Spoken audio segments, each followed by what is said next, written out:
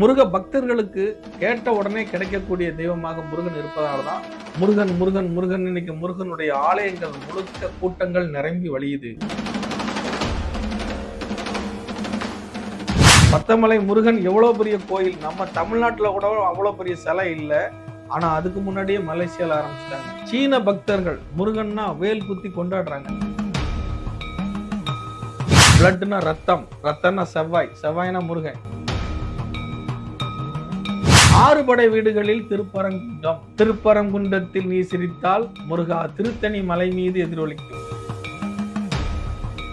திருப்பரங்குன்றம் என்பது கணவன் மனைவி ஒற்றுமையை குறிக்கக்கூடிய இடம்.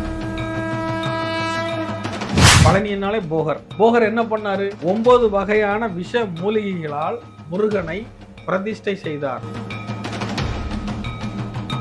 சந்தனத்தை முருகன் மேல அப்படியே பூசி வச்சிருவாங்க. இரவு பள்ளியறைய மூடும் பொழுது அந்த முருகனுக்கு வேர்க்கும், நைட்டு ஃபுல்லு வேர்க்கும். மறுநாள் எடுத்து அந்த சந்தனத்தை